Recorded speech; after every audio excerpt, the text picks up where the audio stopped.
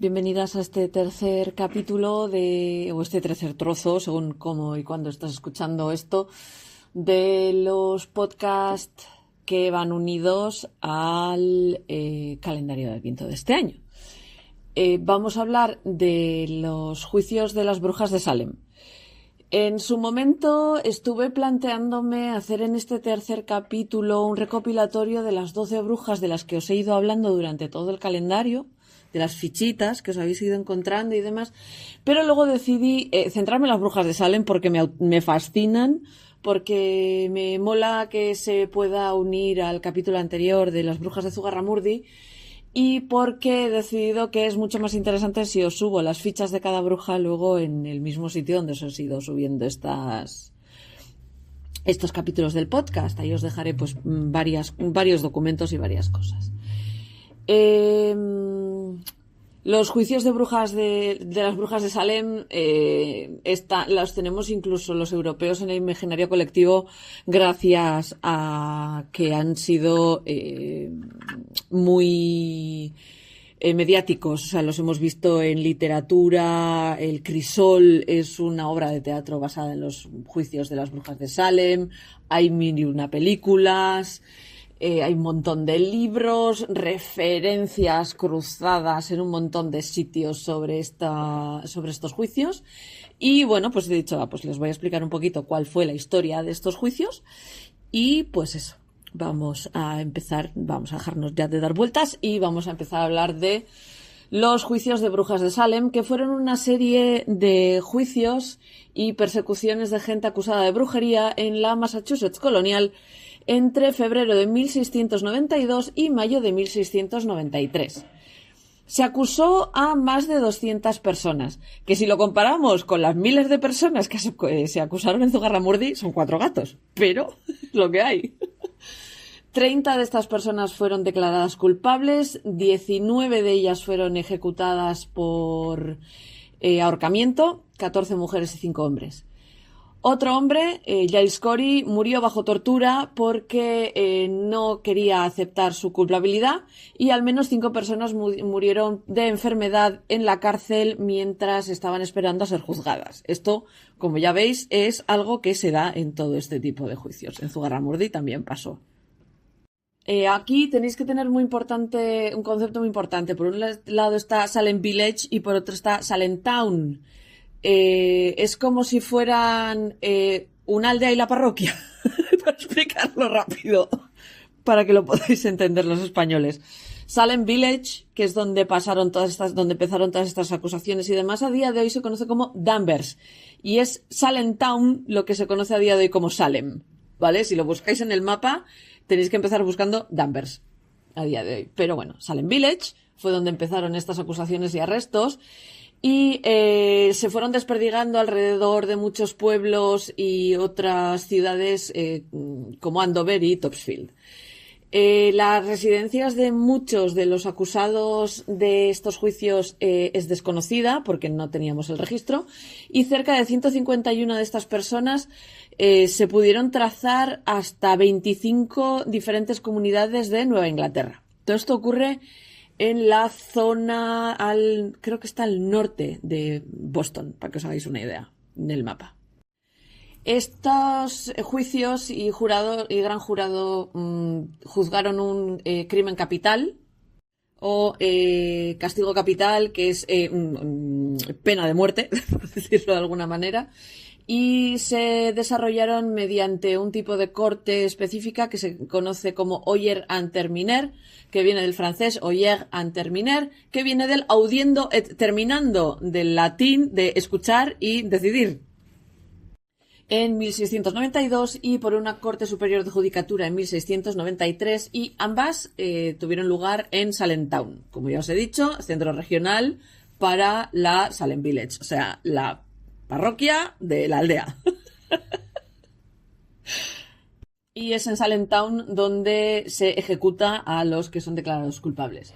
Fue la caza de brujas más mortífera de la historia de la Norteamérica colonial y 14 otras mujeres y 2 hombres fueron ejecutados en Massachusetts y Connecticut durante el siglo XVII. O sea, fueron más repartidas el resto de acusaciones de brujería y asesinatos por brujería.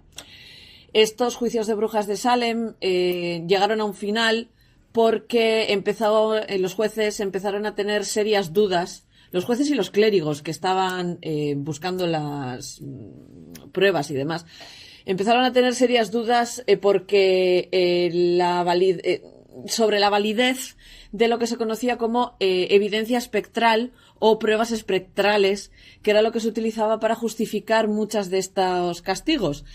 Las evidencias espectrales o pruebas espectrales son una forma de evidencia legal que se basa en el testimonio de aquellas personas que han tenido visiones, ¿vale? O sea, esto no está cogido con pinzas, esto no están ni las pinzas, ni están ni se les espera. Y además habían juntado con una cantidad tremenda de acusados y habían empezado a acusar a ciudadanos provenientes de la colonia. Entonces había que empezar a echar el freno aquí, que da igual cuando mueren esclavos liberados, esclavas y granjeros, pero en cuanto empezamos a meterle mano a los terratenientes, para.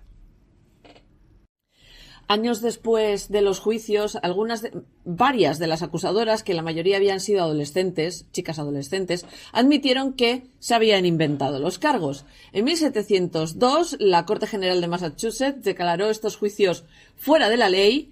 En 1711, la legislatura colonial anuló los juicios y sacaron una ley mencionando a los 22 individuos por nombre y revirtieron sus condenas, cancelaron sus condenas.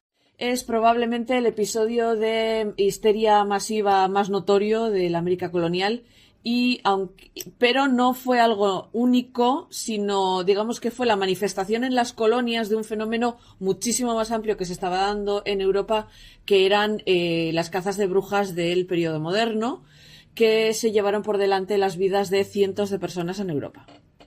En América, los eventos de Salem se han utilizado en política como retórica y en literatura popular como un cuento de advertencia muy, muy importante sobre los peligros del aislamiento, del extremismo religioso, de las falsas acusaciones y el no llevar como es debido el proceso debido en un juicio.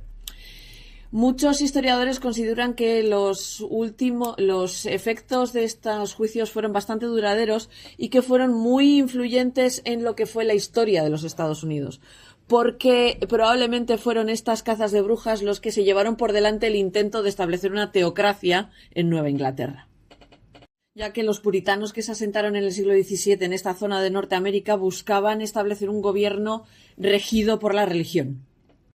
Cuando se cumplieron los 300 años de estos eventos, en 1992, se conmemoró a las víctimas de estos juicios, dedicándoles un parque en Salem y un memorial en Danvers. En 1957, la legislatura de Massachusetts absolvió a 6 personas que faltaban por absolver, mientras que una de ellas, otra ley en 2001, absolvió a las 5 otras víctimas que faltaban.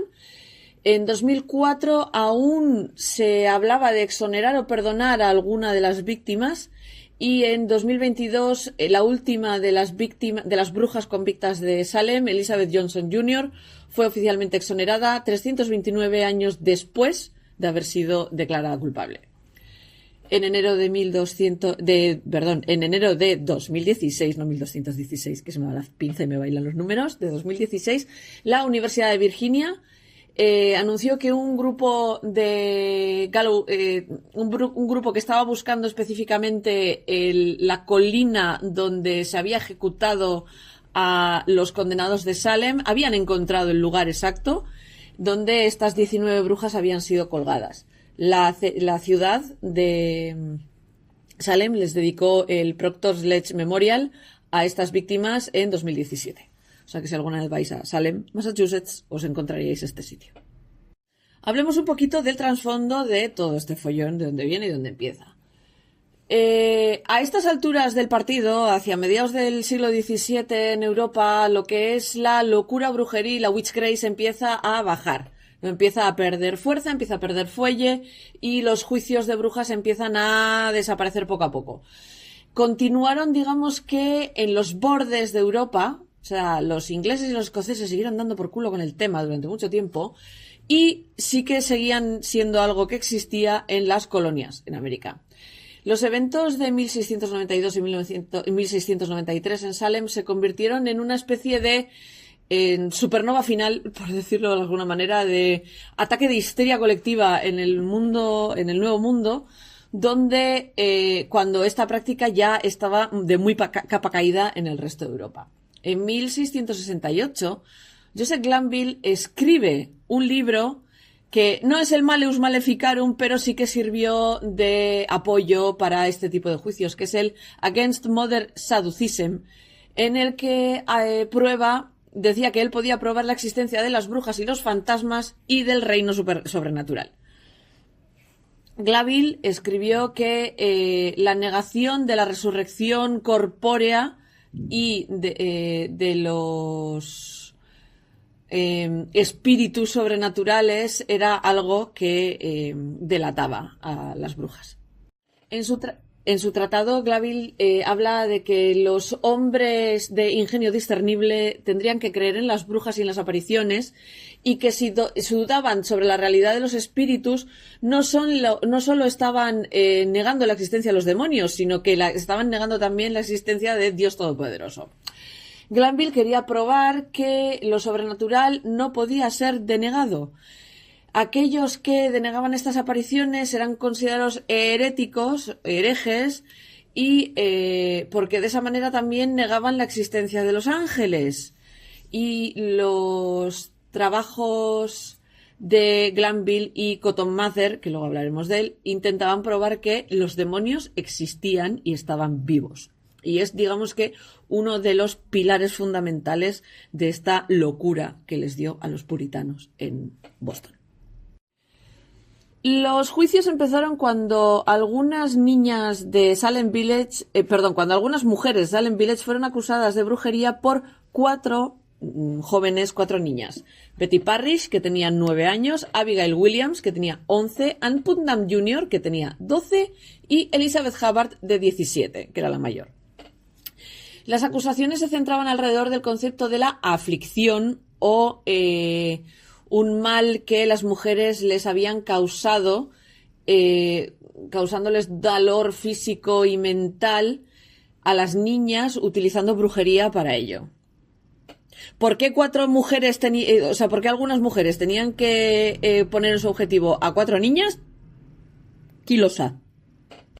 Además, antes de este precedente y de la base del libro, tenemos que recordar que las primeras ejecuciones sobre brujas de la zona de Nueva Inglaterra fueron la de Alce Young en 1647 en Hartford, Connecticut, que fue, digamos, la protagonista de la caza de brujas de Connecticut que duró hasta 1663. Así que esto ya era algo que existía y de lo que había historias y había información corriendo por la zona. Es muy importante también tener en cuenta el contexto político, bueno, varios contextos diferentes, el político, el local, el religioso, el contexto de género que también entra en todo esto, ¿no? Vamos a adentrarnos poquito a poquito en cada uno de ellos. En el contexto político, Nueva Inglaterra había sido colonizada por varios grupos de fundamentalistas religiosos, por explicarlo de alguna manera, que creían que el anglicanismo británico era demasiado flojo, así hablando mal y pronto, y querían establecer una sociedad basada en la Biblia según su propia disciplina en esta zona de Nueva Inglaterra. La Carta Real de 1629 de la colonia de la Bahía de Massachusetts fue, digamos que descatalogada, por decirlo de alguna manera, se quedó obsoleta en 1684, después de que el rey Jacobo II pusiera como gobernador del dominio de Nueva Inglaterra a Sir Edmund Andros. Andros, que fue expulsado de su puesto en 1689, Lo hizo porque Jacobo II perdió la gloriosa revolución, lo echaron. Esto fue la revolución pacífica, suelen decir de alguna manera. Sustituyeron a un rey por otro, ¿vale? Porque Jacobo II era católico y fue sustituido por los protestantes Guillermo y Mary. Esto es la gloriosa revolución. Que solemos hablar de los franceses, pero los ingleses ya venían montando revoluciones un par de siglos antes, empezando porque en la anterior creo que se llevaron por delante al rey, si no recuerdo mal, a Carlos I lo decapitan, Cromwell y compañía. No es mi parte de historia inglesa que mejor conozco, pero vamos. Que sepáis que era la segunda, tercera, quinta revolución que llevaban los ingleses para estas alturas. Que es que después de los Tudor, la dinastía Estuardo, con perdón, también es una casa de... Total, que después de la gloriosa revolución, Sigmund Bradstead y Thomas Danforth, que fueron los últimos líderes de la colonia bajo la antigua Carta Real, retoman sus puestos como gobernador y deputy governor, nunca sé cómo es como el subgobernador, no sé cómo se le llama. Si falta el gobernador, este es el que le sustituye, para que os hagáis una idea.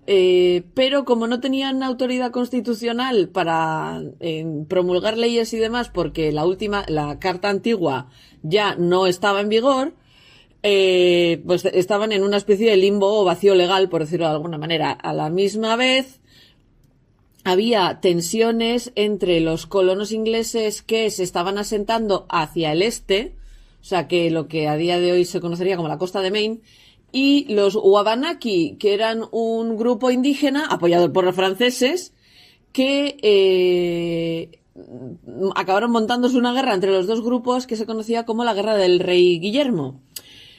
Esto fue unos 13 años después de la guerra contra los Wampanoag y otras tribus indígenas del sur y oeste de Nueva Inglaterra, y en octubre de 1690 Sir William Phips, que había lanzado un ataque que no había salido bien contra Quebec, que estaba en manos francesas. Entre 1689 y 1692 los nativos americanos continuaron atacando muchos asentamientos ingleses en la costa de Maine, llevando a que se abandonaran muchos de estos asentamientos, y digamos que en Essex County sufrió un influjo de refugiados muy grande. El 16 de octubre de 1691 se hace una carta nueva para la provincia de Massachusetts Bay, en Inglaterra, se aprueba y se manda a las colonias. Increase Mather, no me he inventado el nombre, el señor se llama Increase, había estado trabajando para conseguir esta carta durante 4 años junto con William Phips para, yéndose los dos a Londres y consiguiendo una entrevista en Whitehall para conseguir que, señores, estamos sin legislación, ¿nos hacéis el favor de dejarnos legislar? Increase Mather había publicado un libro sobre brujería en 1684 y es su hijo Cotton Mather, del que os he hablado hace nada, el que publicó otro en 1689. O sea que a los Mather las brujas les gustaba, les gustaba el tema. Y digamos que las noticias de que Mather y Phips habían conseguido una carta nueva y que Phips había sido nombrado gobernador llegaron a Boston antes que el propio Phips, porque las noticias llegaron a la altura de enero y Phips no llega a Boston hasta mayo.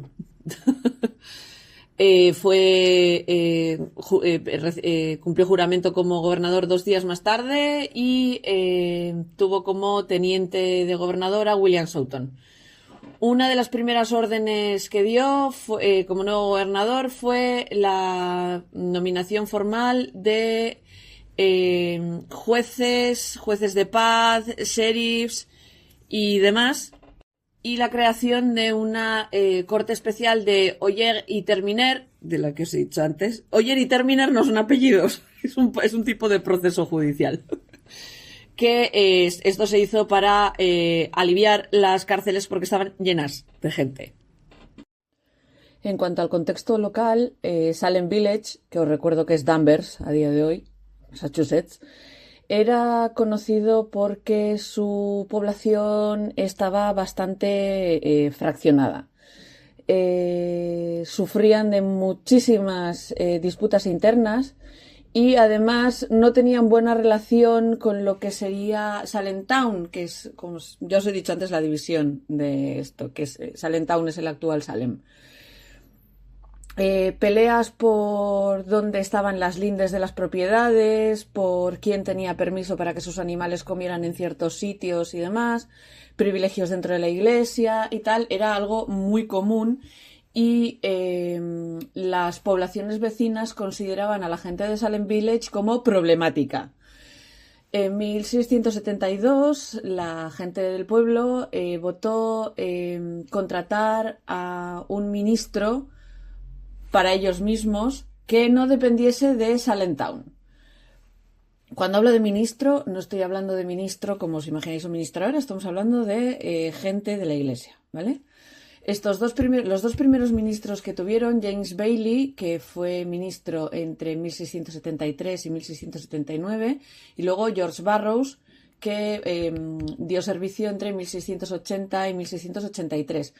Estuvieron solo unos cuantos años, o sea, se fueron porque, digamos que la congregación de Salem Village no consiguió pagarles el sueldo que les habían prometido. Burroughs, de hecho, fue arrestado en el punto álgido de la histeria brujeril de la zona y fue ejecutado como brujo.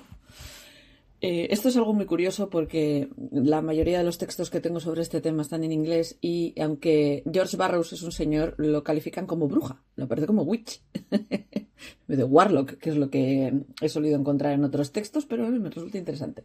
Pues eso, que a George Burroughs lo colgan por bruja en agosto de 1692.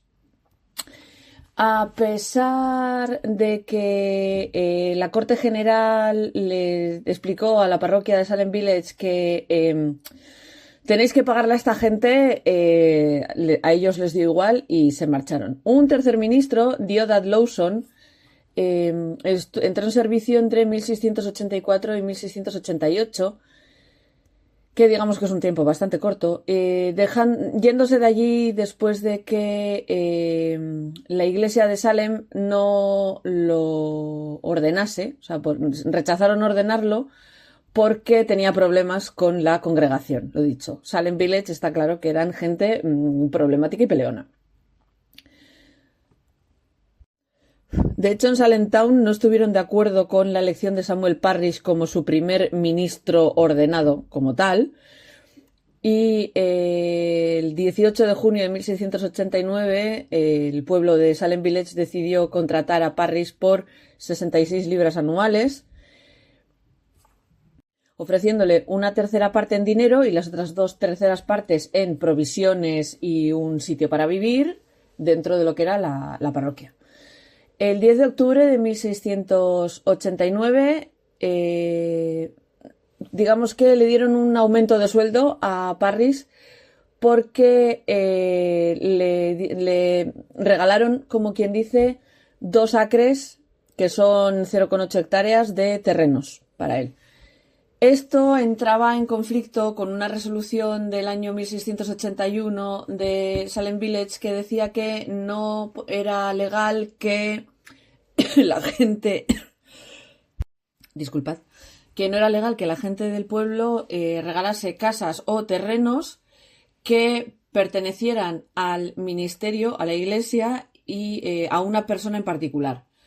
Porque daba igual que votasen por hacerlo o que fuera un robo, como quien dice. Era ilegal cederle estas tierras al párroco. Así, hablando mal y pronto.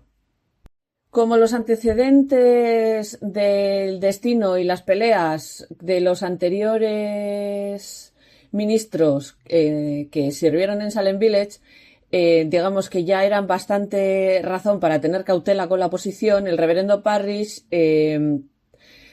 creó más división dentro de la villa porque tardó en aceptar el puesto.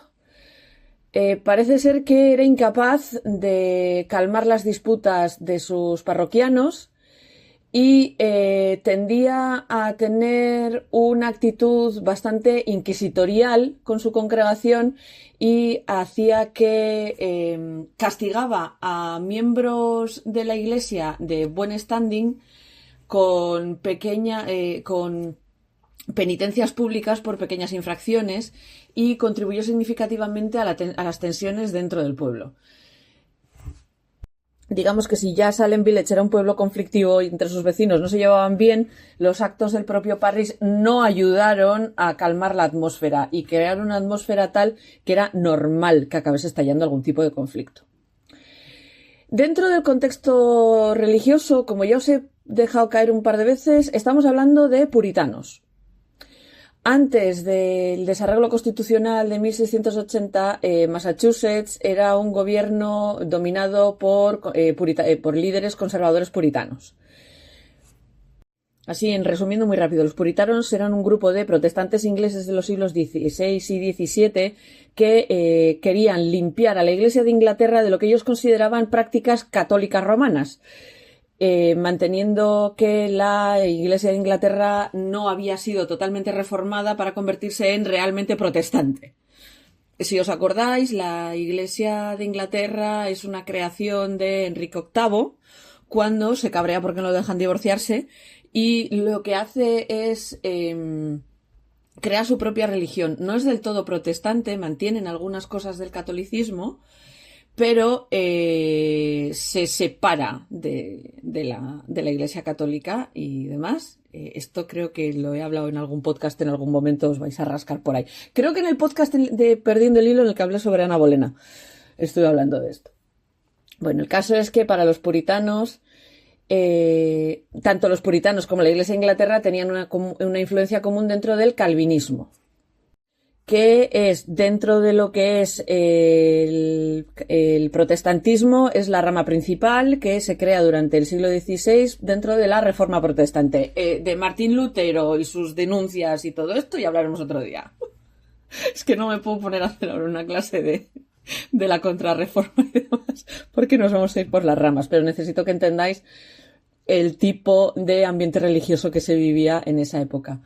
Los puritanos se oponían a muchísimas de las tradiciones de la Iglesia de Inglaterra, incluido el uso del Book of Common Prayer, que es el que se utilizaba para los rezos, que los clérigos utilizaran vestimentas específicas durante los servicios, el uso del signo de la cruz en los bautismos o arrodillarse para recibir la comunión, ya que para ellos todas esas cosas constituían papalismos. O sea, todo eso eran restos del catolicismo de los que se querían deshacer.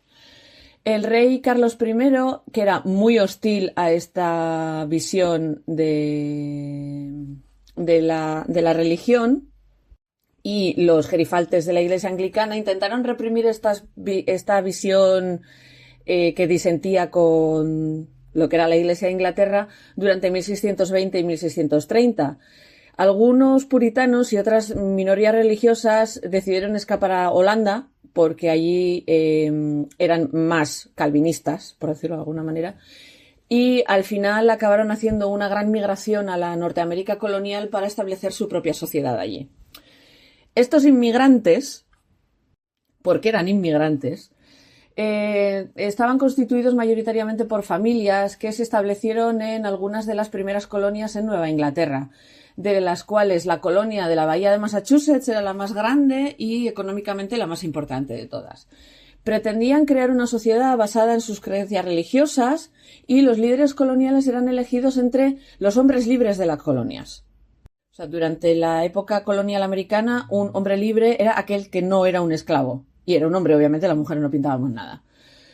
Estos individuos tenían sus experiencias religiosas, o sea, se solían estudiar sus experiencias religiosas formalmente y tenían que ser admitidos dentro de una de las congregaciones puritanas de la colonia. O sea, un independiente no podía ser líder colonial. El liderazgo colonial, o sea, la gente que formaba este liderazgo colonial eran miembros prominentes de sus congregaciones y regularmente solían consultar con los ministros locales los problemas que tenían dentro de la colonia. O sea, era un intento de teocracia.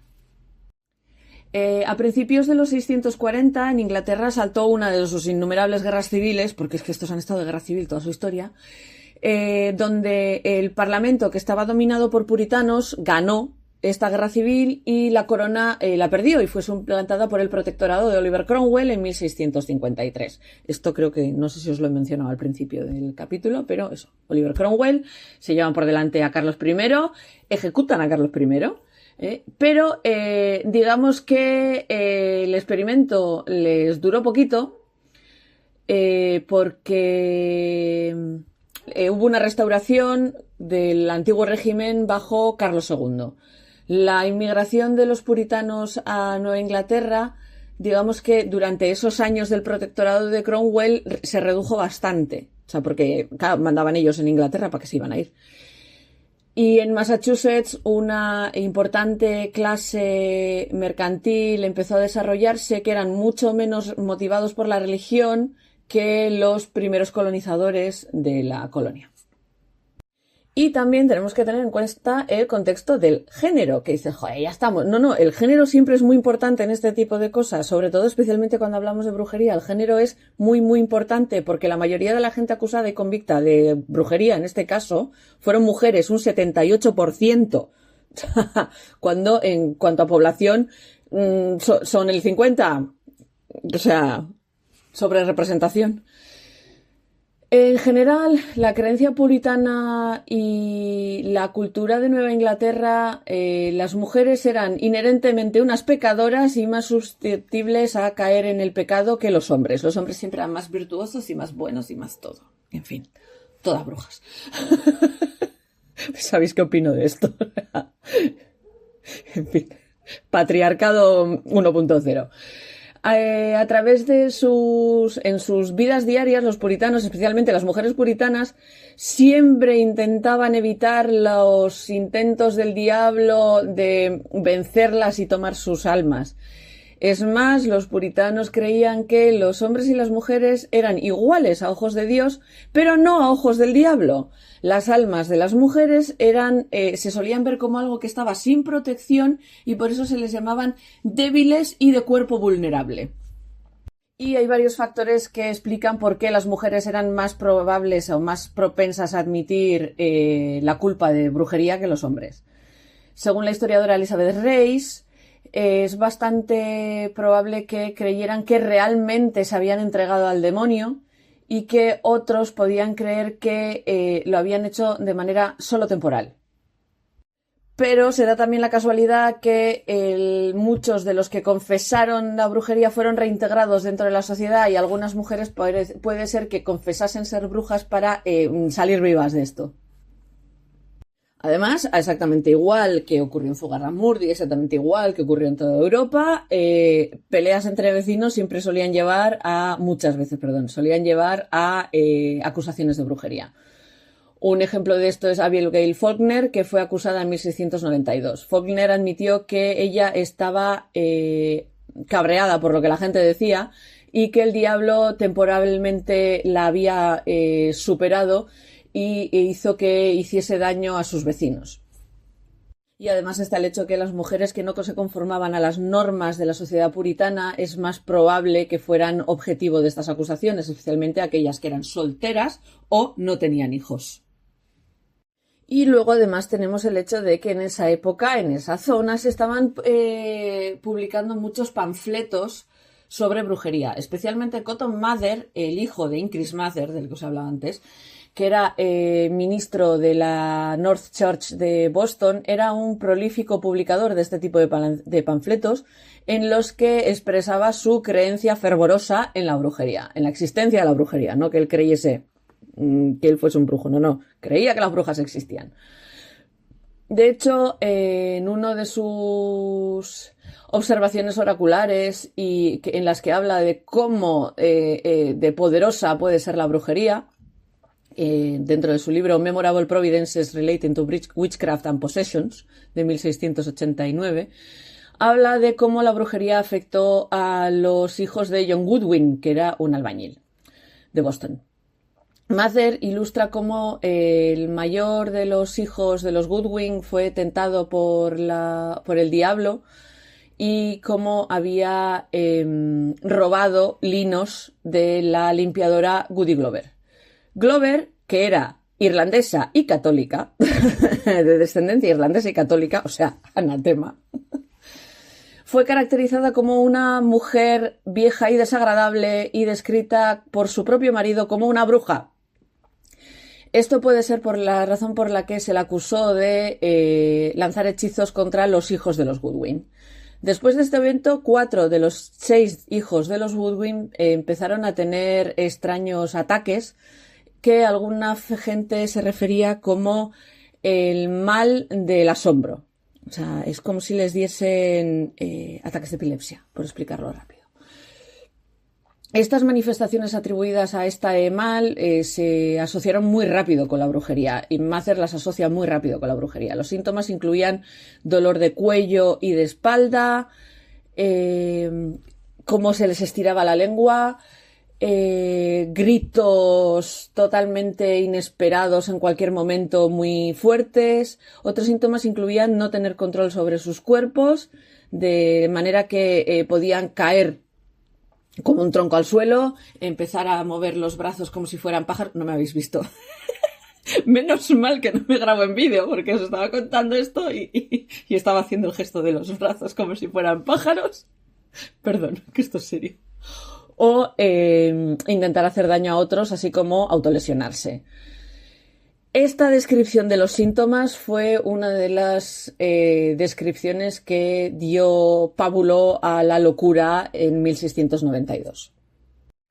Entonces ya tenemos todo lo que son los contextos, los previos y demás, ya los hemos establecido, vamos a meternos en el ajo.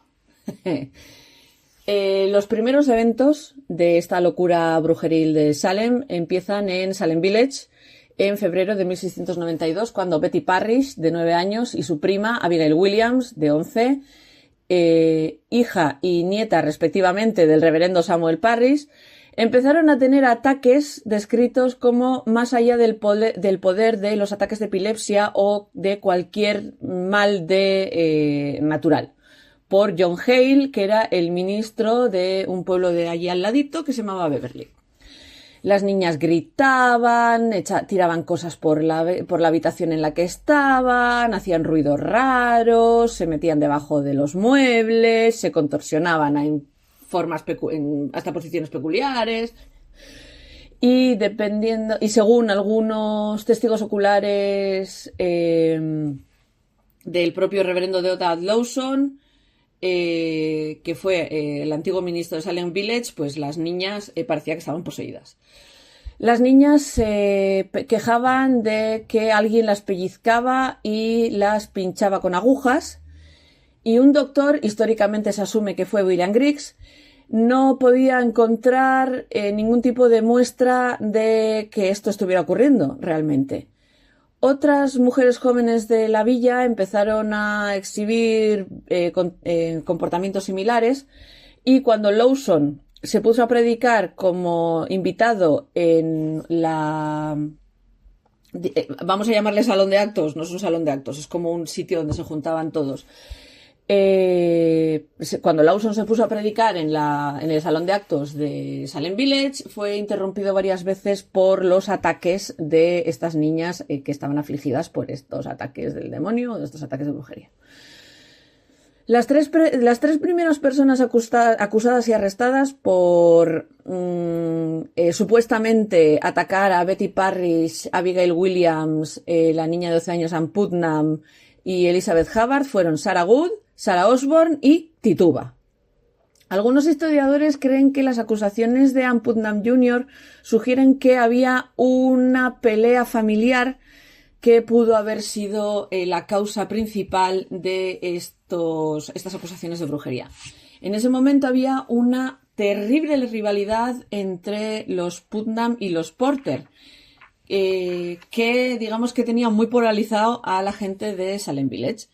La gente tenía debates muy acalorados sobre este tema que acababan escalando a puras y duras peleas físicas, basándose solamente en sus opiniones sobre este feudo entre las dos familias. Años más tarde, estos ataques de las niñas se han intentado explicar utilizando los síntomas físicos del envenenamiento por ergotismo, que es un envenenamiento a partir del Claviceps purpurea, que es un hongo que suele salir en los cereales. Parecido no, os puede sonar como fuego de San Antonio, que es una intoxicación grave causada por ingerir alimentos contaminados con Claviceps purpurea, que es un hongo que crece en el centeno, que provoca síntomas neurológicos como convulsiones y problemas circulatorios que pueden llevar a la gangrena. Pues se ha solido explicar que estos ataques podían ser por causa del ergotismo o fuego de San Antonio. ¿Fuego de San Antonio? Siempre me confundo con los santos. Sí, San Antonio. Lo dicho. Sarah Good era una mujer pobre, acusada de brujería, porque era su reputación.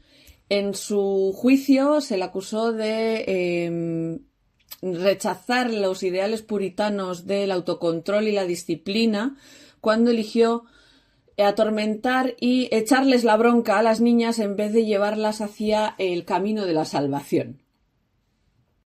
El crimen de Sarah Osborne era que pocas veces iba a la iglesia. No iba a la iglesia y además estaba vuelta a casar. Se le acusó de brujería porque los puritanos creían que ese matrimonio de Osborne era,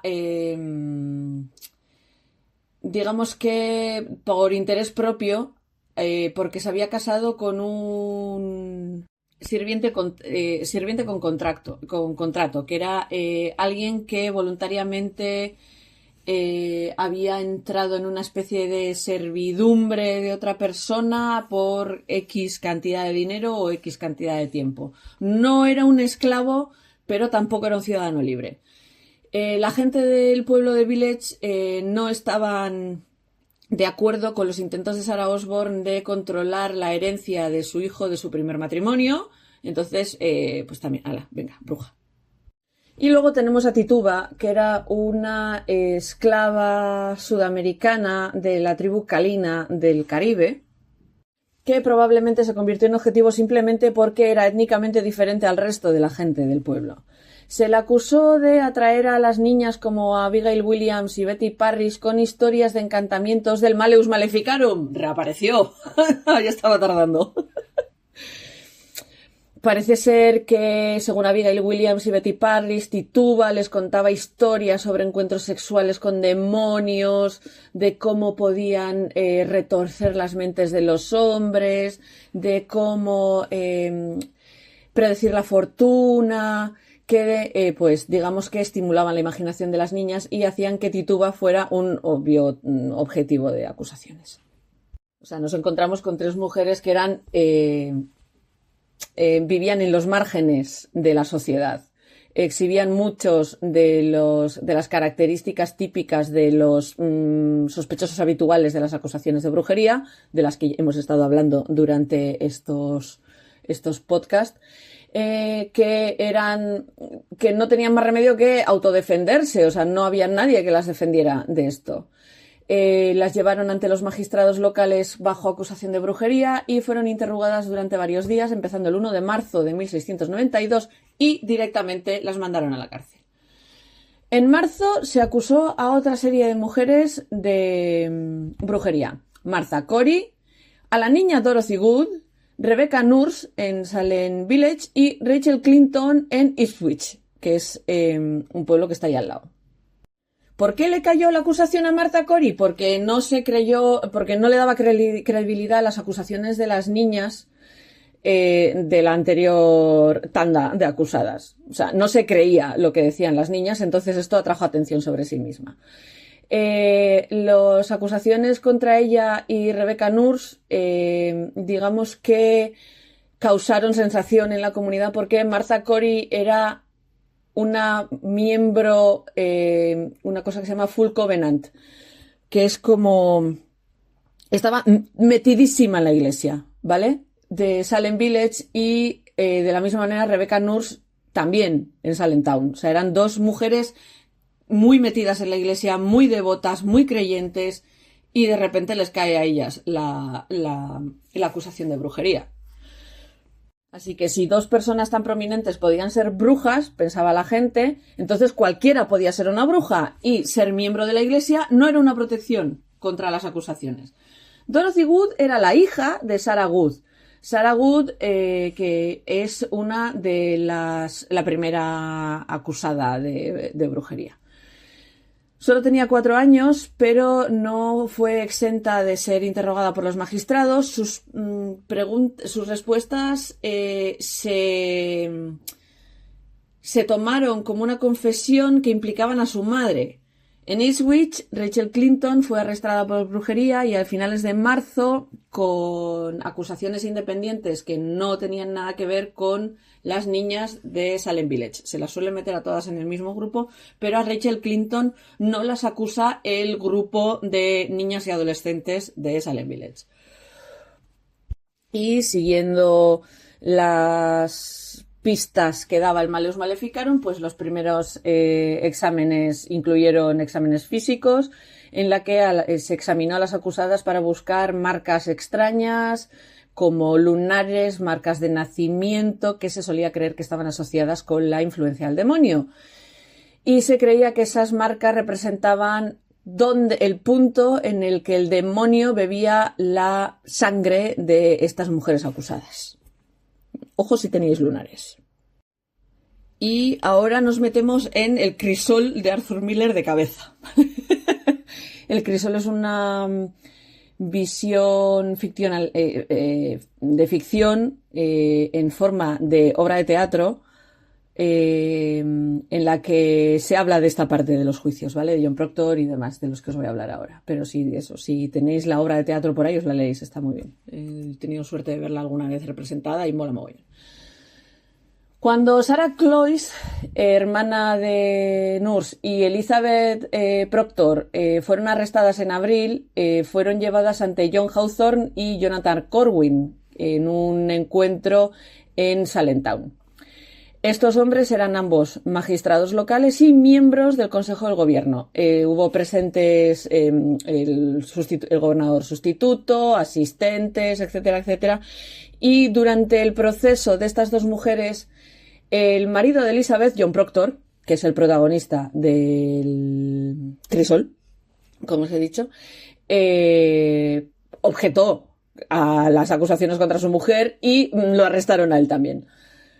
En cuestión de una semana, Giles Corey, que era el marido de Martha y que también era miembro prominente de la iglesia de Salemtown, Abigail Hobbs, Bridget Bishop, Mary Warren, que era sirvienta de los Proctor, que en algunos momentos cambiaba de bando y a veces era acusada y otras era acusadora, y Deliverance Hobbs, que era la madrastra de Abigail Hobbs, fueron arrestados y examinados. Abigail Hobbs, Mary Warren y Deliverance Hobbs todas confesaron y empezaron a nombrar cómplices. Se hicieron más arrestos. Sarah Wiles, William Hobbs, que era el marido de Deliverance y padre de Abigail. Nunca sé decir este nombre, creo que es Nehemiah. Nunca sé cómo se dice este nombre. Nehemiah Abbott, Mary Esty, que era la hermana de Cloyce y de Nurse, Edward Bishop y su mujer, Sarah Bishop, y Mary English.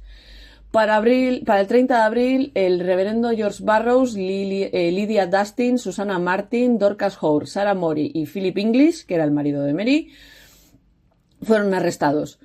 Nehemiah Abbott fue liberado porque los acusadores se pusieron de acuerdo que no era la persona cuyo espectro les había afligido. Mary Esty fue liberada unos días más tarde, después de que la arrestasen inicialmente, porque los acusadores no consiguieron confirmar que ella había sido una de las que les había atacado, pero fue arrestada otra vez cuando los acusadores consiguieron demostrarlo. En mayo siguieron saliendo acusaciones a diestro y siniestro, pero algunos sospechosos habían conseguido escaparse. Se establecieron muchos órdenes de arresto a las que consiguieron pillar a John Willard, y Elizabeth Colson. George Jacobs y Daniel Andrews no los pudieron pillar. Y hasta ese punto, digamos que todo el proceso era de mera investigación, pero el 27 de mayo de 1692, William Phips ordenó el establecimiento de una corte especial de Oye y Terminé en Suffolk, Essex y Middlesex para perseguir a la gente que tenían en la cárcel, porque allí se estaba juntando demasiada gente en cárceles que no tenían capacidad para juntar a tanta gente. Salieron un montón de órdenes de arresto más y Sarah Osborne, que había sido una de las 3 personas acusadas en la primera tanda, murió en la cárcel el 10 de mayo de 1692. Se lanzaron 36 órdenes de arresto más para gente en Salem Village. Os podría hacer la lista de toda la gente, pero bueno, Sarah Dusty, Nancy Ears, Bethia Carter, la hija de Bethia Carter, George Jacobs, su nieta Margaret Jacobs, John Willard, Alice Parker, Ann Pudator, Abigail Soames, George Jacobs, que era hijo de otro George Jacobs, el padre de Margaret Jacobs. O sea, medio pueblo, que es que no eran tanta gente. O sea, hay una lista de acusados larguísima. No me voy a poner a deciros todos los nombres, bueno, pero que sepáis que prácticamente toda la familia política de los Proctor acabó acusada, los hijos también. Y para cuando la corte de Oye y Terminé se juntó a finales de mayo, había 62 personas en custodia. Y Cotton Mather, que siempre tenía que estar metido en todo el follón, escribió a uno de los jueces, John Richards, que era miembro de su congregación, el 31 de mayo de 1692, dándole su apoyo con las persecuciones, pero advirtiéndole que no apoyase todas sus acusaciones en la evidencia espectral, de esto ya hablamos al principio del capítulo, porque aunque es cierto, es muy cierto que los demonios a veces se presentan en la forma de personas que no solo son inocentes, sino que son muy virtuosas. Y aunque Cotton Mather creía que el justo Dios podía encontrar la manera más rápida de reivindicar que estas personas estaban siendo abusadas. La corte de Oye y Terminé se juntó en Salem Town el 2 de junio de 1692 con William Stoughton, que era el nuevo teniente gobernador, como magistrado principal, Thomas Newton como abogado de la corona que acusaba a los acusados, que llevaba la acusación, y Stephen Sewell como secretario. El primer caso que se llevó ante la corte fue el de Bridget Bishop, digamos que fue acusada de todo lo que se había investigado contra ella. Bishop fue descrita como alguien que no vivía el estilo de vida puritano porque vestía de negro y llevaba ropas raras que estaban en contra del código puritano. Cuando la examinaron en juicio, a Bishop le preguntaron por su chaqueta, traduzco coat como chaqueta, el abrigo, la ropa exterior que llevaba, porque estaba cortada de una manera muy rara. Esto, junto con su forma de vida inmoral, hizo afirmar al jurado de que Bishop era una bruja. La llevaron a juicio ese mismo día y fue convicta de brujería. El 3 de junio, el gran jurado se reunió contra Rebecca Nurse y John Willard, que no fueron inmediatamente a juicio por razones que nunca han quedado muy claras. Bishop fue ejecutada colgándola el 10 de junio de 1692.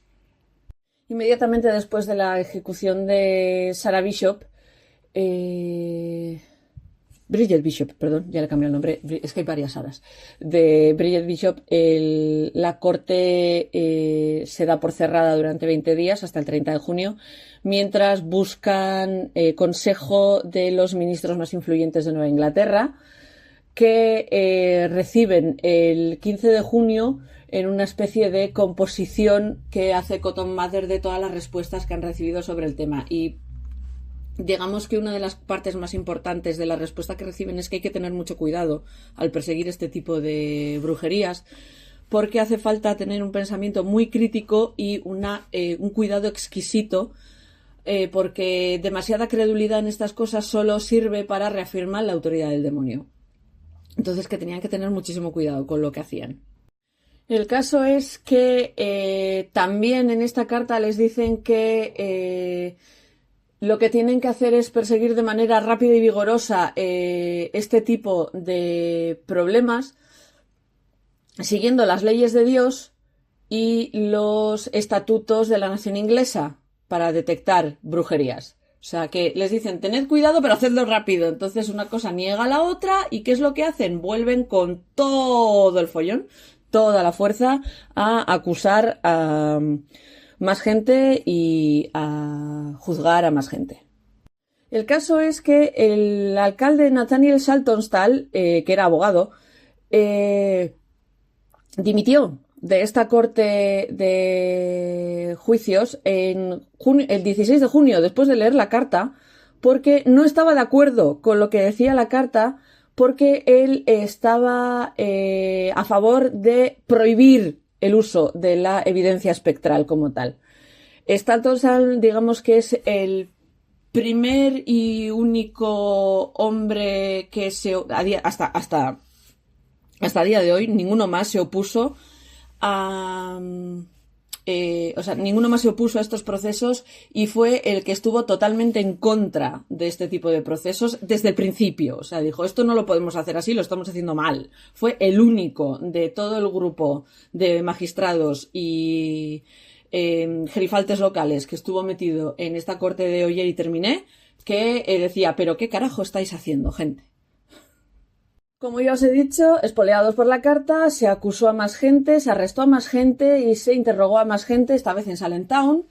Y el sospechoso Roger Toothhaker murió en prisión el 16 de junio de 1692.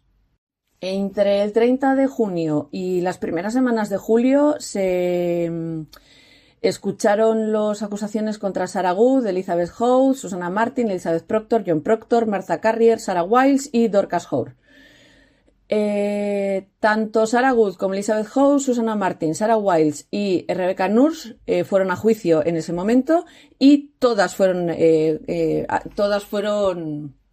condenadas. Y estas 5 mujeres fueron ejecutadas colgándolas por ahorcamiento el 19 de julio de 1692.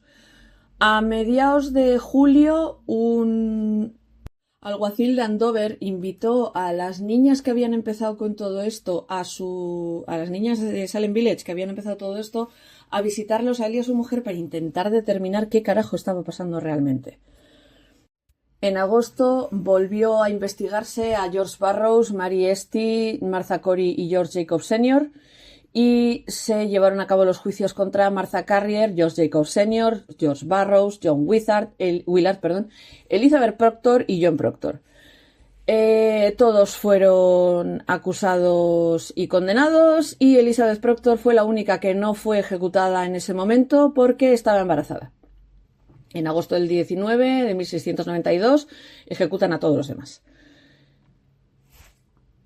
Y como anécdota curiosa de estas ejecuciones, cuando el señor Burroughs fue llevado en procesión a la ejecución por las calles de Salem junto con todos los demás en un carro, cuando subió las escaleras al cadalso, lo hizo haciendo un discurso declarando su inocencia con semejante solemnidad y expresión seria que hizo que todos los presentes se quedasen admirados. Su plegaria, que concluyó repitiendo la plegaria del Señor, que se supone que las brujas no eran capaces de recitar, la dijo tan bien y la dijo con semejante compostura y con tanto fervor de espíritu que afectó muchísimo a los que estaban presentes y les hizo llorar, y lo que hizo que muchos espectadores intentasen parar estas ejecuciones. Los ejecutores que estaban por allí dijeron que el hombre de negro, el diablo, estaba dictándole lo que tenía que decir, y en el momento en el que lo apagaron, esto en serio lo estoy traduciendo tal cual, switch off. En cuanto lo colgaron, Cotton Mather, que también estaba dando por culo por allí, que estaba subido a un caballo, soltó un discurso a la gente para declarar que el señor Burrows no era un ministro ordenado y consiguió quitar parte de la culpa que sentía la gente por haber ejecutado a alguien así, porque diciéndoles que el demonio a veces aparecía como un ángel de luz. Lucifer. Aquí, club de antifans de Cotton Mather, ¿vale? Cuanto más leo sobre este señor, más tirria me da. En septiembre de 1692 se investigó a 18 personas más. Cuando estoy hablando de investigación por parte del jurado, ¿vale? O sea, por parte de un gran jurado, no por una investigación policial ni nada por el estilo. Es la investigación que se hace justo antes de ponerle condena a alguien. No consiguieron acusar a William Proctor, que era el hijo de Elizabeth y John Proctor, que lo habían vuelto a arrestar con nuevos cargos de brujería.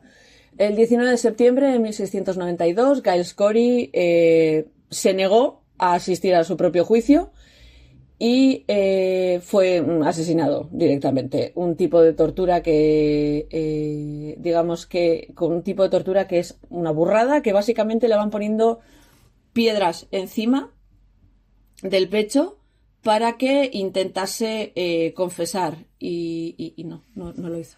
Giles Corey murió diciendo que él era inocente. 4 personas se declararon culpables y otras 11 fueron juzgadas y declaradas culpables. Dorcas Hoare consiguió que la soltasen temporalmente con el apoyo de varios ministros porque confesó que era una bruja. Mary Bradbury, que tenía 77 años, consiguió escapar gracias a la ayuda de familia y amigos, o sea que por lo menos alguien se escapó. Abigail Faulkner estaba embarazada y por eso digamos que la dejaron estar, o sea, no la ejecutaron ni nada por el estilo. El caso es que Cotton Mather, que andaba por allí también, decía que él era capaz de organizar, digamos que una especie de interrogatorio estándar para saber quién era bruja, quién no. Y después de esta fecha de septiembre, escribe su relato sobre los juicios y se lo entrega al gobernador Phips cuando éste vuelve de una... que no es guerra, de una escaramuza en Maine a principios de octubre. Tanto la carta de Phips como el manuscrito de Mather parece ser que son enviados a Londres en un barco a mediados de octubre, y en la carta el gobernador Phips en Boston el 12 de octubre de 1692 escribe que en cuanto él volvió de esta escaramuza y se enteró del problema que era estar acusando a gente sin estar seguros de si eran inocentes o no, con unas pruebas que eran tan cogidas por los pelos, que él había decidido parar todos estos procesos en la corte y que estaba esperando a que el rey dijera qué es lo que tenían que hacer. El 29 de octubre, el juez Sewall dice que la corte de Oyer y Terminer tiene que ser disuelta y demás, y coincidencias de las coincidencias, es por orden del gobernador, y parece ser que en la última ronda de acusados, uno de los acusados era Lady Mary Phips, la mujer del gobernador. Después de esta orden de Phips no se ejecutó a nadie más. En enero de 1693 se crea otra corte, una corte superior de judicatura, en Salem, en Essex County, con William Soughton como justicia principal, Anthony Checky como fiscal general y Jonathan Ellaston como secretario de la corte, y por contrario de la anterior corte que se estableció para esto, no permitieron las evidencias espectrales como evidencia de culpa. Los 5 primeros casos de enero de 1693 fueron de 5 personas a las que no se había podido acusar en septiembre: Sarah Buckley, Margaret Jacobs, Rebecca Jacobs, Mary Withridge y John Tukey. Ninguno de ellos fue declarado culpable.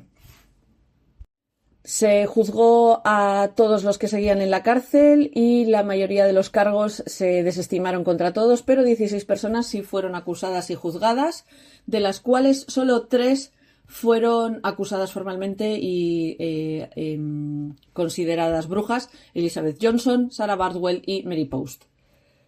Cuando el juez William Soughton escribió las órdenes de ejecución de estas 3 personas y de algunos que aún quedaban por ejecutar de la corte previa, el gobernador Phipps los perdonó a todos y les salvó la vida a todos.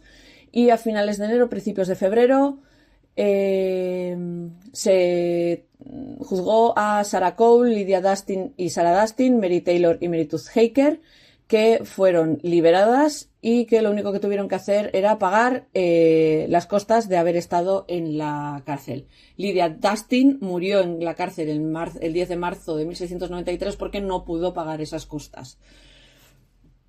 Y para terminar, Susanna Post, Eunice Fry, Mary Bridges Jr., Mary Baker y William Baker Jr. fueron declarados inocentes, poniendo un final a estas ejecuciones y acusaciones, pero Mary Watkins fue juzgada por acusar falsamente a su señora de brujería.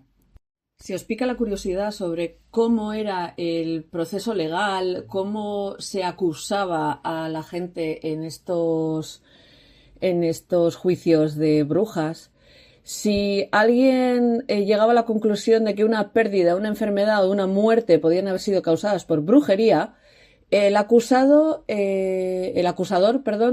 ponía una queja contra dicha bruja con los magistrados locales. Si esta queja se consideraba creíble, los magistrados hacían arrestar a esta persona y se la exhibía para un examen público, esencialmente un tipo de interrogación donde los magistrados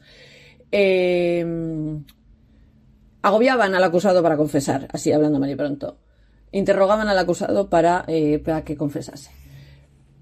Si los magistrados a un nivel local estaban satisfechos con que esta queja tenía un buen fundamento, el prisionero era entonces entregado a una corte superior.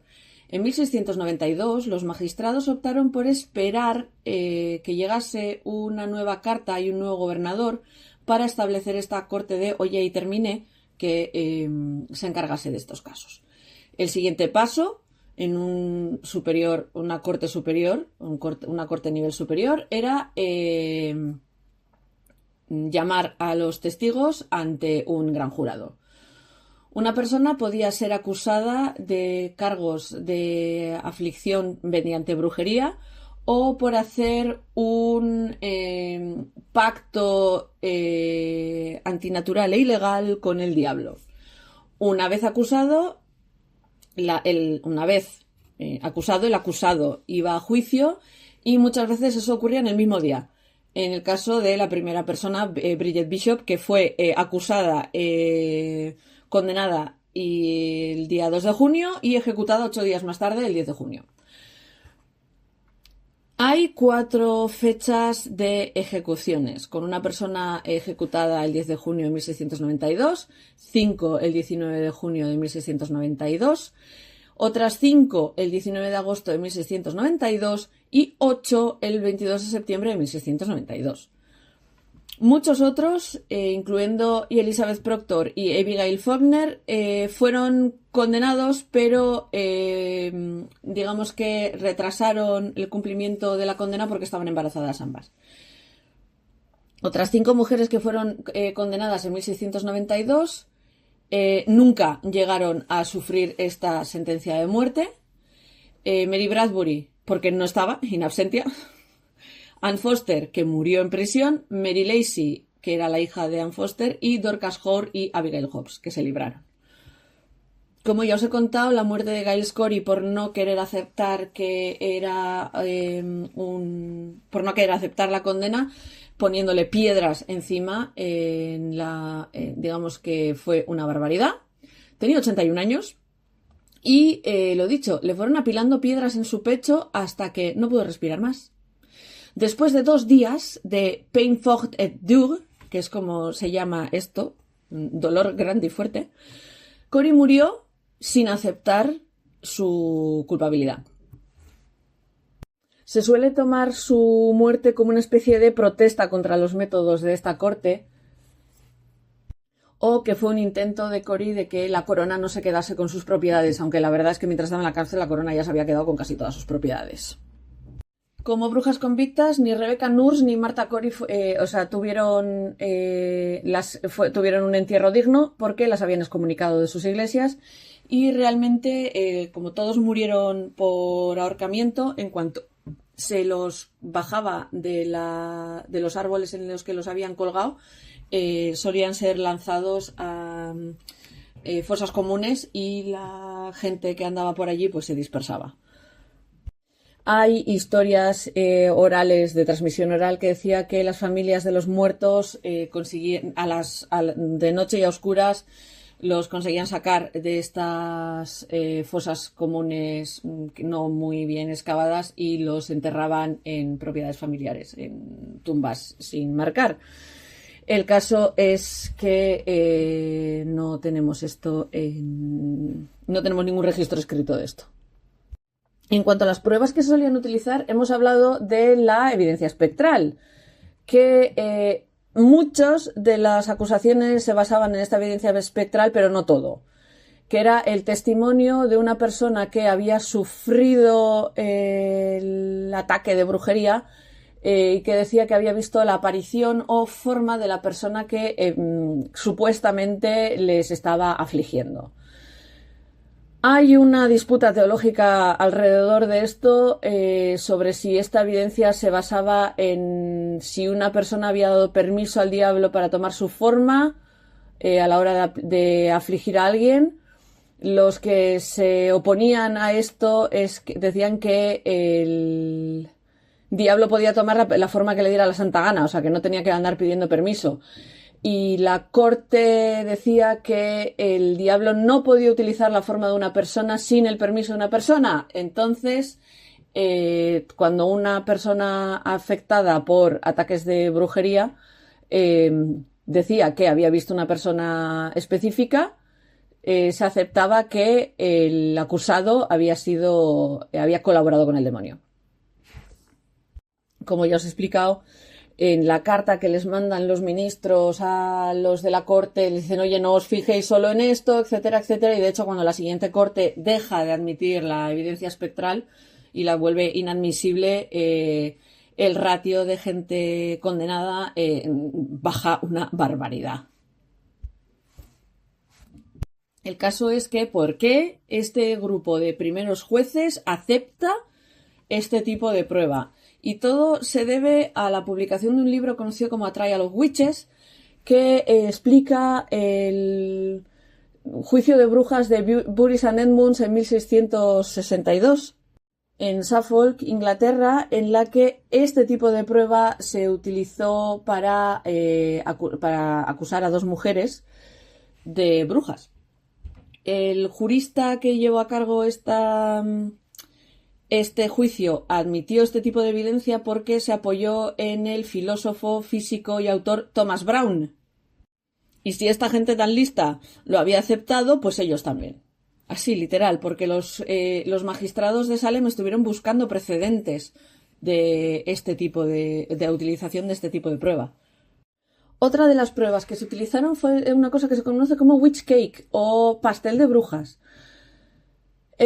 Según una anotación del 27 de marzo de 1692, escrita por el reverendo Samuel Parris en los registros de la Salem Village Church, un miembro de la iglesia y vecino del reverendo Parris, vecina Mary Seavey, pidió a John Indian, que era un esclavo de Parris, para que hiciese un witch cake. Puede ser que esto fuese un intento supersticioso de mantener lejos a los malos espíritus. Esto ocurrió alrededor del 8 de marzo y una semana más tarde empezaron las primeras quejas y las primeras 3 mujeres fueron arrestadas. Deodat Lawson dice que este tipo de pastel se utilizaba para descubrir la brujería, para sacarla a la luz. Y decían que se hacía con centeno y orina de las muchachas que habían sido afligidas por brujería y que se solía dar de comer a un perro. En fin. En los registros de la Iglesia, Parris describe que habló con Sibley de manera privada el 25 de marzo de 1692 sobre su terrible error y aceptó su sentidísima confesión. Él ya estaba muy triste por lo que había hecho. Después del sermón principal del 27 de marzo y ante la congregación, Parris dijo a los miembros de la Iglesia, o sea, les habló a los miembros de la Iglesia de lo que había pasado y les dijo que no intentasen ir contra el demonio porque eso ayudaba al demonio. En fin, esta gente nunca... Es que en serio, o sea, en fin. No hagas cosas para evitar que el demonio haga cosas porque ayudas al demonio a hacer cosas. A mí explícame dónde coño está la lógica. Y Parris en el sermón dijo que aunque las calamidades empezaron en su propia casa, no empezaron a expandirse hasta que se utilizaron medios diabólicos al hacer este pastel por este hombre indio bajo la dirección de la hermana Mary Sibley. Digamos que esto entra en conflicto de fechas con las fechas que da Lawson, que es el 8 de marzo, y con las primeras quejas, que son del 29 de febrero, y los primeros arrestos, que son del 1 de marzo. O sea, aquí hay cosas que no cuadran. Tradicionalmente se suele decir que las niñas que fueron afligidas por todo esto eran entretenidas o las vigilaba la esclava de Parris, Tituba. Según fuentes secundarias, que esto no es una fuente principal, ¿vale? Es una fuente secundaria del siglo XIX, típicamente se suele contar cómo este grupo de niñas, con ayuda de Tituba, intentaron hacer pruebas para adivinar el futuro. Utilizaban el blanco de un huevo y un espejo para crear una especie de bola de cristal primitiva para adivinar las profesiones de sus futuros esposos y se asustaron las unas a las otras cuando vieron supuestamente la forma de un ataúd. La cosa es que la fuente de la que bebe esta fuente secundaria en ningún momento habla de que Tituba estuviera allí y ni siquiera que fuera un grupo de niñas, sino que es una de las niñas la que le contó que esto había pasado, no todo el grupo de niñas. Y de hecho hay un registro del interrogatorio de Tituba anterior a su juicio en el que ella confiesa de manera muy energética de cómo había criaturas que habitaban el mundo invisible, de cómo los rituales oscuros que los ataban a todos en servicio a Satán, implicando tanto a Sarah Good como a Sarah Osborne, y además diciendo que había muchísima más gente en la colonia que estaban en conspiración con el demonio contra la colonia de Massachusetts. Con el tiempo y en fuentes secundarias, la raza Tituba ha sido descrita como afrocaribeña o de ascendencia africana, pero en todas las fuentes contemporáneas se la trata como india. Y según investigaciones que se han hecho, parece ser que una de las cosas que se sugiere es que a Tituba fue capturada de lo que a día de hoy se conoce como Venezuela, llevada a Barbados, y que otra de las vías de investigación dice que podría haber sido una india arawak, que es un grupo originario de la zona de Sudamérica y el Caribe, que incluye varias tribus dentro, varios grupos indígenas, etcétera, etcétera. Otra de las pruebas que se solían utilizar era el test del tacto, que probablemente es una aplicación de la creencia en los efluvios más infame que se ha dado en este tipo de juicios. Parris explícitamente advirtió a su congregación contra este tipo de interrogatorios. Si la bruja acusada tocaba a la víctima mientras la víctima estaba teniendo un ataque y el ataque se paraba, los observadores creían que esto significaba que la acusada era la persona que había afligido a la víctima. De hecho, hay testimonios de gente acusada de brujería diciendo que a ellos les taparon los ojos para que no vieran lo que hacían y les hacían poner las manos sobre personas afligidas.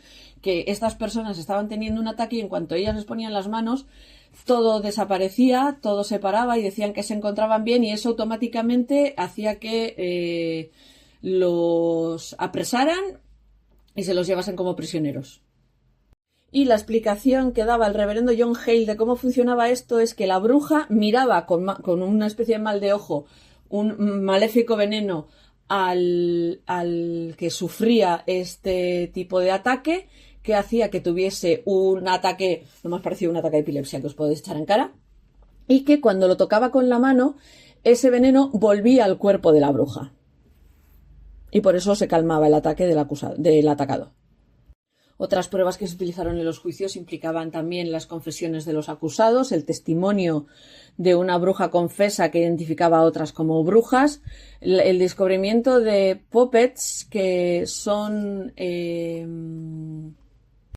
como muñecas de brujería. Iba a decir vudú, pero no os vayáis hacia el vudú. O sea, es una representación de una persona para lanzar hechizos. Puede hacerse con cuerdas, con palos, con un montón de cosas. Tiene que tener forma humanoide.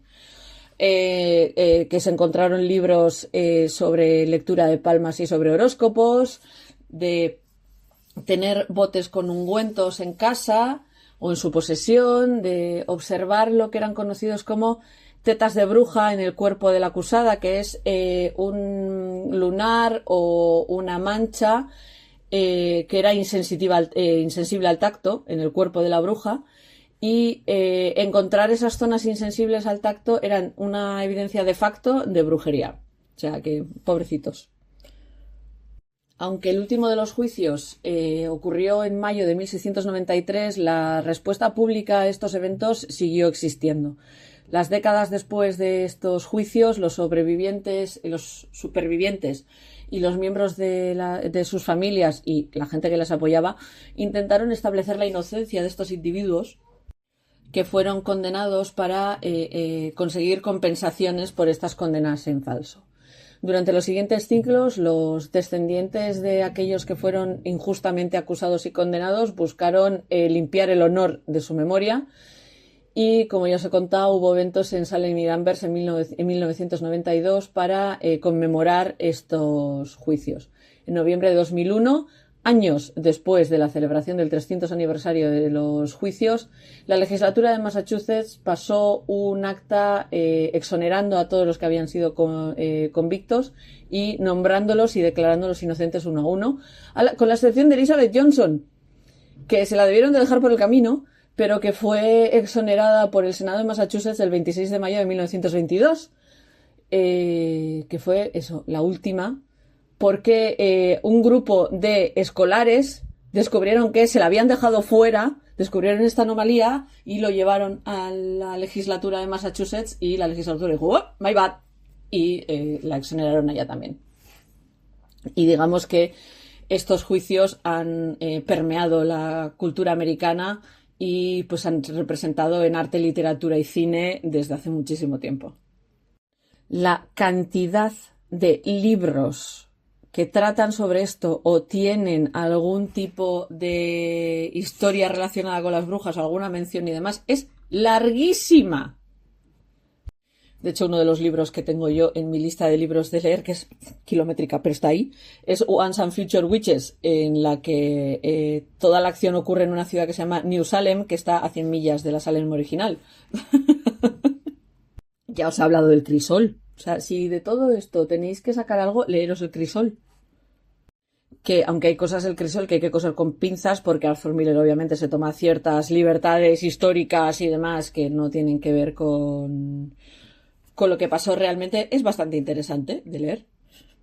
Y películas, otro porrón.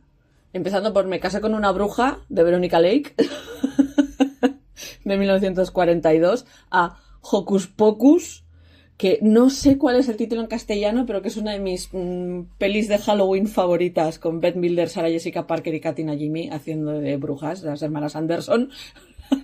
Me chifla la película. Tenéis una adaptación de El Crisol con Dani Del Ruiz y Winona Ryder de 1996. Merece mucho la pena verla, está súper bien. Y series y documentales hay mogollón. Así también, o sea, la tercera temporada de American Horror Story Coven sigue a unas descendientes de las brujas de Salem. Y si sois fans de Marvel, sabéis que Agatha Harkness era una de las brujas de Salem. Y bueno, espero que tanto estos podcasts como el calendario de Adviento os hayan gustado. Hemos hablado de brujas en plenas Navidades, cosa que a mí me mola mogollón, sacar las cosas de quicio. Y y nos vemos el año que viene con otro podcast temático unido a otro calendario de Adviento temático. ¿Quién sabe por dónde me va a dar a mí el aire? Nos vemos.